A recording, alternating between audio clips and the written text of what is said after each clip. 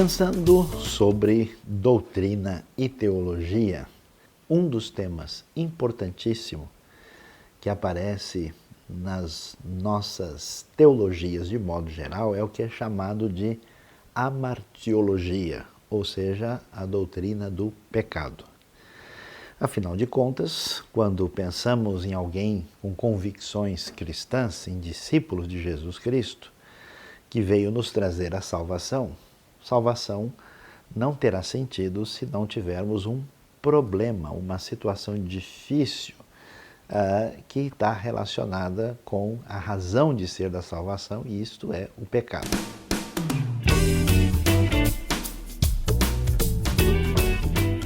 A discussão do pecado começa com a questão do problema do mal. Ou seja, como é que Deus, sendo todo-poderoso e ao mesmo tempo sendo um Deus onisciente e absolutamente bondoso e amoroso, permite o pecado e o sofrimento na realidade da experiência humana e no universo. A maneira de entender isso está relacionada com que a Bíblia nos apresenta, em primeiro lugar, que não existe uma substância, uma coisa em si que possa ser definida como mal. Deus é o ser absoluto do universo, Ele é o grande Senhor e define-se mal na oposição a Deus. Por isso a teologia clássica histórica vai dizer que o mal é corrupção do bem ou privação do bem.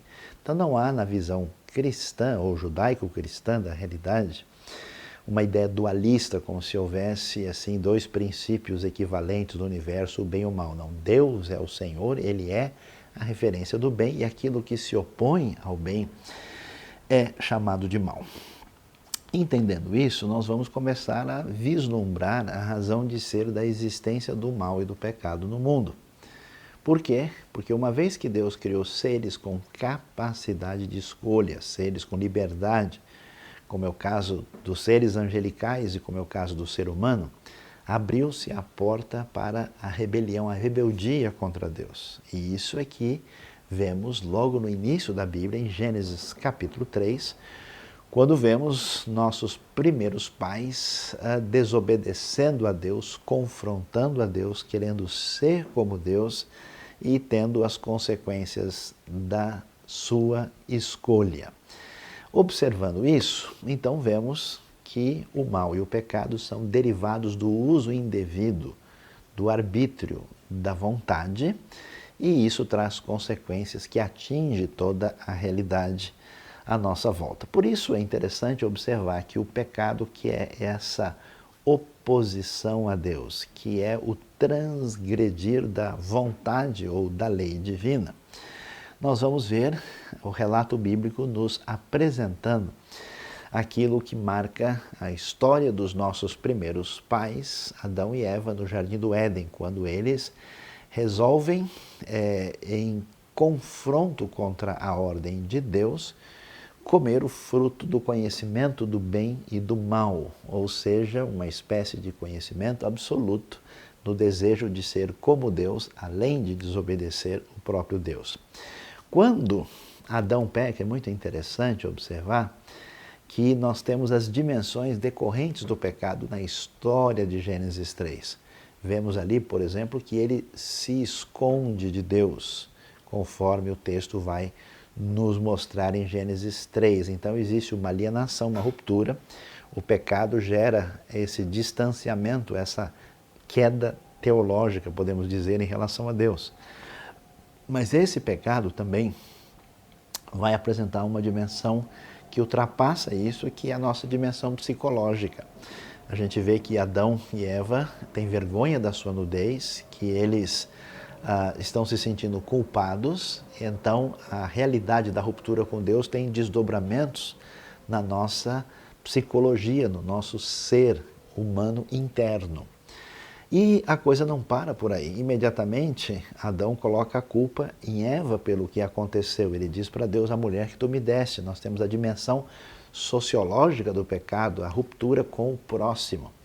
E a terra agora, que em vez de produzir alimento e coisas boas, vai produzir também o que é negativo. Ela vai produzir espinhos, espinheiros, ervas daninhas. Há uma ruptura com o meio ambiente, começam os nossos problemas ecológicos e econômicos também. Então essa dimensão ampla do pecado está muito marcada na Escritura. E entendendo isso é importante, porque quando a gente pensa em redenção, isso quer dizer que a salvação e a redenção devem também atingir essas áreas, e vamos ver isso mais adiante no nosso entendimento teológico doutrinário. Agora, uma coisa importante para entender sobre a questão do pecado. Essa ideia de que os nossos pais pecaram e de que eles romperam com Deus, coloca, conforme o livro de Romanos, uma situação que atinge a todos nós. É como se Adão fosse o representante, assim, da raça humana, e o que o atinge também nos atinge. Por isso, uma das declarações para muita gente considerada polêmica, mas facilmente detectável na vida real, é que o ser humano não se torna pecador pela influência do meio social ou por causa de uma espécie de educação recebida, mas que existe alguma coisa problemática no ser humano em si. Aquilo que a tradição bíblica e judaica vai chamar de Yetzer Hará, ou seja, inclinação para o mal. Toda a história da tradição cristã vai concordar que existe aquilo que nós chamamos de pecado original. É aquilo que vemos no Salmo 51, um salmo davídico, quando o texto diz: eu nasci em iniquidade, em pecado me concebeu a minha mãe. Uma provável referência ao fato de que o ser humano nasce numa situação de dificuldades. Isso é fácil de perceber em qualquer sociedade. As crianças, desde pequenas, são mais facilmente movidas por atitudes egocêntricas do que por um altruísmo.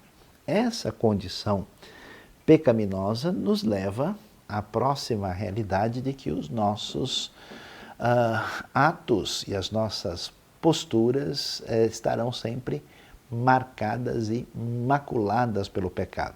Então, quando se pensa em pecado, se pensa na condição de pecador, naquilo que a gente chama de pecado original, se pensa em pecados que são atos cometidos objetivamente. São ações específicas que rompem com aquilo que é determinação divina, orientação divina.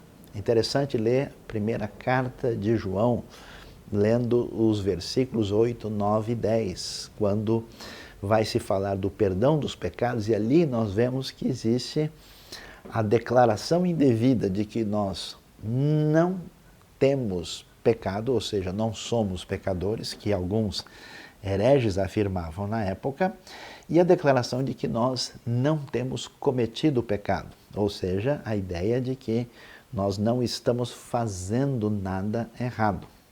Agora, esse pecado que se manifesta concretamente em ação, ele começa no coração, na intenção.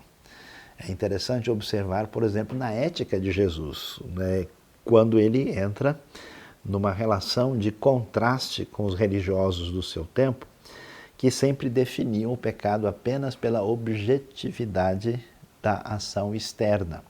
E Jesus vai dizer coisas que realmente colocam a gente em xeque, né? Ou seja, ele vai dizer: se você não matou, mas você desejou negativamente, você odiou alguém, aquele que odeia já matou no coração. Se a pessoa quer cometer um adultério, qualquer atitude sexualmente indevida, e mesmo que não tenha executado externamente, mas tenha alimentado o desejado no seu coração, ele diz, já cometeu esse tipo de pecado. Então é interessante que aí nós temos a ética cristã avaliando as intenções e a vontade do coração. Isso nos ajuda a entender o tamanho do problema que nós enfrentamos. Observe só, realmente há alguma coisa podre aqui, e não só no reino da Dinamarca, nos reinos de todo o mundo.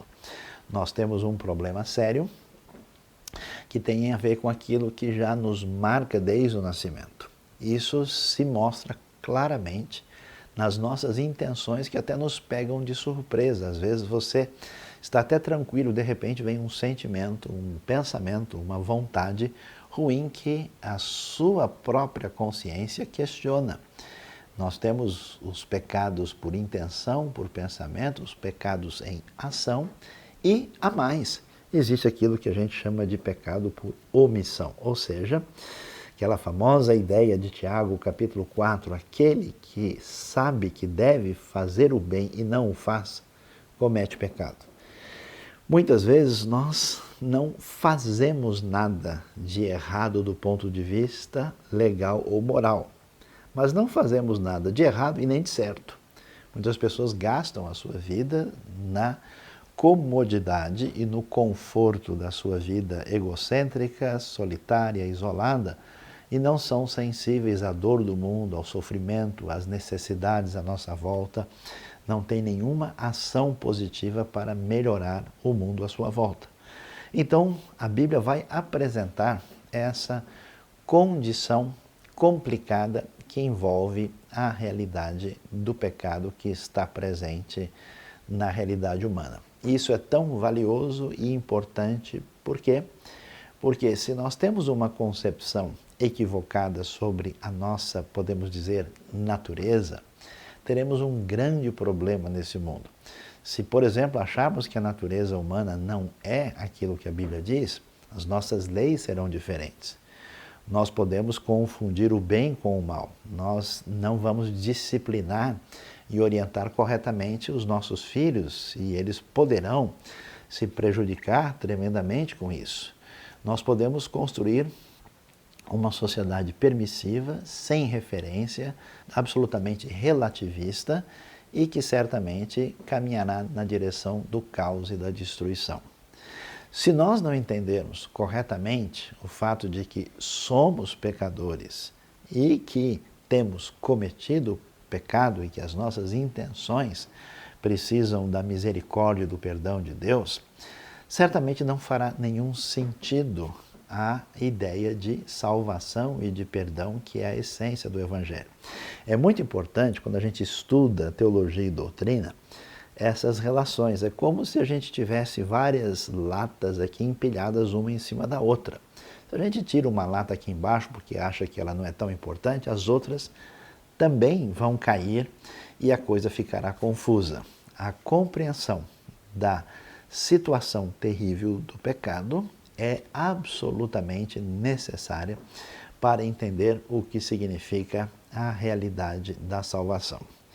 E quando a gente pensa sobre isso, é interessante ver os desdobramentos que isso vai apresentar conforme vimos sobre as diversas dimensões do pecado. O pecado não é apenas uma mancha no sentido de uma atividade espiritual ou ritual não feita adequadamente. O pecado tem a ver com essa atitude egocêntrica, narcisista, anti-Deus, especialmente pelo fato da pessoa querer ser o senhor do mundo, querer dominar todas as coisas. É como que alguém quer ter o lugar do próprio Deus e não quer se submeter às referências de Deus. É uma arrogância onde nem as limitações humanas são percebidas. Por isso os desdobramentos não são só religiosos, são desdobramentos que atingem o estado interno. A pessoa não